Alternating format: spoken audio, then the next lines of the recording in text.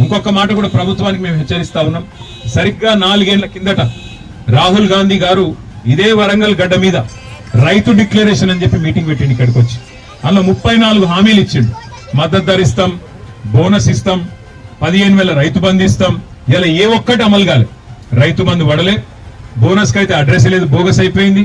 ఆఖరికి పండించిన పంట, ఇప్పుడు 6 కాలం కష్టపడి పండించిన పంట కొనే నాదుడు లేడు. 20 రోజులాయ, 15 రోజులాయ, నెల రోజులాయ, జోకెటోడు లేడు, ఎత్తిపోస్టోడు లేడు, ఆ లారీలలో పోని దించుకుంటోడు కూడా లేడు.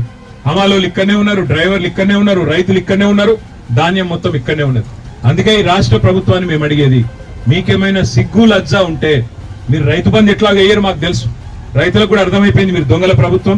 ఎందుకంటే పంచాయతీ ఎన్నికలు వస్తే, పార్లమెంట్ ఎన్నికలు వస్తే రైతు బంధు చేసుడు తప్ప నాట్లప్పుడు మాత్రం వేయరు, మీరు ఓట్లప్పుడే వేస్తారు. అది రైతులకు కూడా అర్థమైంది. మీరు ఎట్లాగో రైతు బంధు వేయరు, మీ మీద ఆశలు వదులుకున్నారు. కనీసం పండించిన పంటలను కొనండి, కనీసం ఆ పంట లిఫ్ట్ చేసుకొని పైసలు ఓ రోజు ముందో వెనుకనో పైసలు వస్తాయి. కానీ ఇట్లనే అగాధం విడిచిపెడితే తడిసిపోయి మొత్తం మరి బూజు పట్టి ఆగమాగమైపోయి మరి పండించిన పంట మొత్తం నాశనపోయి ఆత్మహత్యలు దిక్కయ్యే పరిస్థితి వస్తుంది. ఇది మంచిది కాదు రాష్ట్రానికి. ఎద్దేడ్చిన వ్యవసాయం, రైతేడ్చిన రాజ్యం బాగుండదు అంటారు.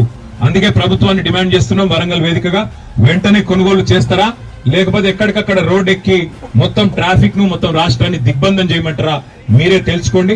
వెంటనే కొనుగోలు ప్రారంభించాలని డిమాండ్ చేస్తున్నాం.